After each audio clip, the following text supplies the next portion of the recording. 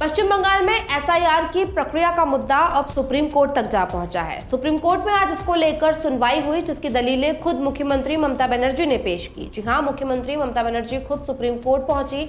उन्होंने पहले सीजेआई से इजाजत मांगी कि इस मुद्दे पर दलीलें वो खुद पेश करना चाहती हैं, लेकिन सीजेआई ने उन्हें बीच में ही टोका और कहा कि आपकी ओर से वरिष्ठ वकील कपिल सिब्बल और श्याम दीवान दलीलें पहले ही पेश कर चुके हैं।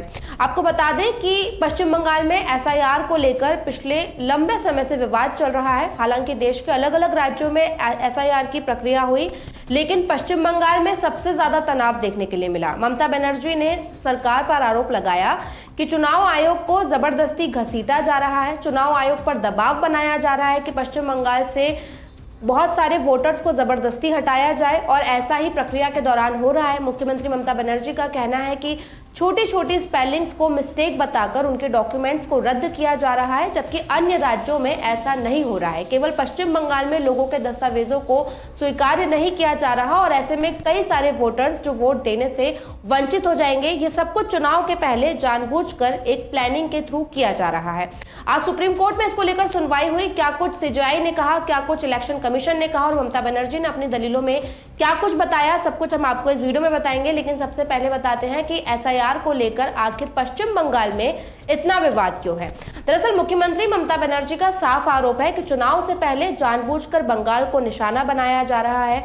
बंगाल के लोगों के दस्तावेजों को, डॉक्यूमेंट्स को जानबूझकर एक्सेप्ट नहीं किया जा रहा है। बहुत छोटी छोटी सी मिस्टेक्स निकाली जा रही हैं।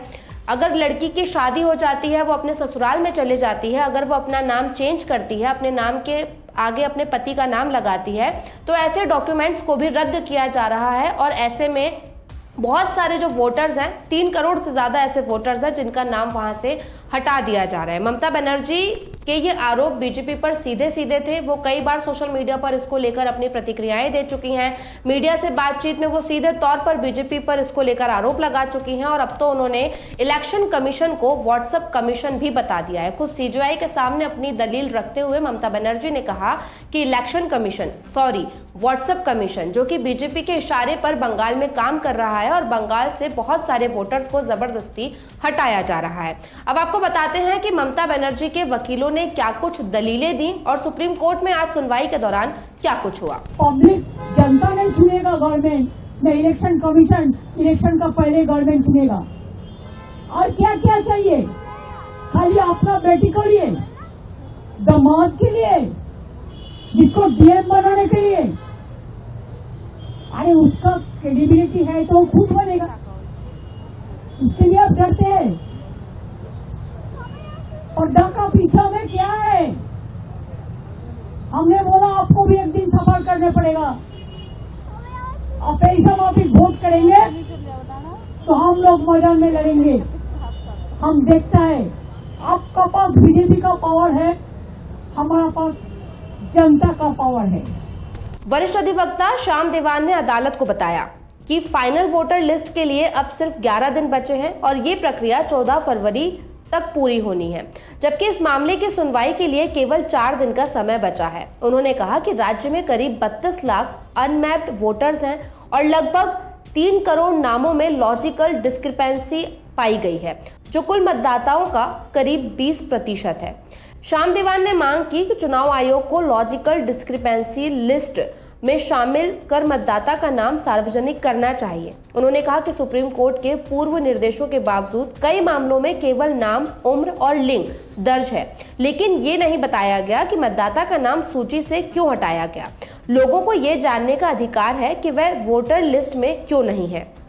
इस पर सीजेआई ने कहा कि उन्हें बताया गया था कि ये प्रक्रिया सिर्फ एक सामान्य सूचना नहीं है, बल्कि संबंधित लोगों को व्यक्तिगत नोटिस भी दिए जा रहे हैं। अदालत ने यह भी टिप्पणी की कि ये समय कृषि और त्योहारों का है, ऐसे में कई लोग अपने गृह जनपद से बाहर हैं। सीजेआई ने सवाल किया कि जब बंगाल में बीएलओ पर दबाव और मौतों की बातें सामने आ रही हैं, तो असम जैसे राज्यों में ऐसा क्यों नहीं हो रहा। इस पर मुख्यमंत्री ममता बनर्जी ने कहा कि जब बंगाल में त्योहार और कृषि का समय चल रहा है, उसी समय पर नोटिस जारी किए गए जब लोग अपने डॉक्यूमेंट्स लेकर प्रक्रिया पूरी नहीं कर सकते, और जब समय पर लोग डॉक्यूमेंट नहीं दे रहे तो उनके नामों को हटाया जा रहा है। उन्हें सही समय सीमा भी नहीं दी जा रही कि वो उस समय पर अपने डॉक्यूमेंट सबमिट कर सके। सुनवाई के अंत में सीजेआई ने कहा कि अदालत समय बढ़ाने का निर्देश दे सकती है। उन्होंने ममता बनर्जी से कहा कि अदालत को उनके वकील श्याम दीवान की काबिलियत पर पूरा भरोसा है और उन्होंने अपने लिए श्रेष्ठ वकील चुने हैं। अदालत ने मामले की अगली सुनवाई सोमवार को तय की है। सीजेआई ने कहा कि चुनाव आयोग आज उठाए गए मुद्दों पर निर्देश लेकर अदालत के समक्ष आए। वहीं पश्चिम बंगाल सरकार को उपलब्ध ग्रुप बी अधिकारियों की सूची पेश करने को कहा गया है। सॉलिसिटर जनरल ने अदालत को बताया कि चुनाव आयोग की ओर से अधिकारियों के प्रति हॉस्टिलिटी को लेकर लिखित आशंका जताई गई है।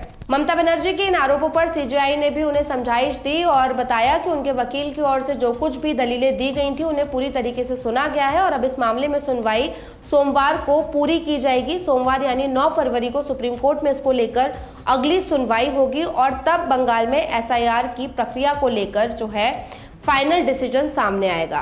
फिलहाल सुप्रीम कोर्ट में जो कुछ भी हो हमने आपको बताया। सोशल मीडिया पर इसको लेकर तमाम प्रतिक्रियाएं देखने के लिए मिल रही हैं। मुख्यमंत्री ममता बनर्जी जो कि खुद सुप्रीम कोर्ट पहुंची और वो काला शॉल ओढ़कर पहुंची थी, उनके साथ ही उनके जो समर्थक थे उन्होंने भी काली शॉल डाली हुई थी। ममता बनर्जी के इस अंदाज को भी अलग अलग राजनीतिक रंग दिए जा रहे हैं। सुप्रीम कोर्ट की इन दलीलों पर, ममता बनर्जी के आरोपों पर आपकी क्या कुछ राय है, प्लीज हमें कॉमेंट करके बताइए। साथ ही अगर ये वीडियो अच्छा लगा तो लाइक और शेयर भी कीजिए।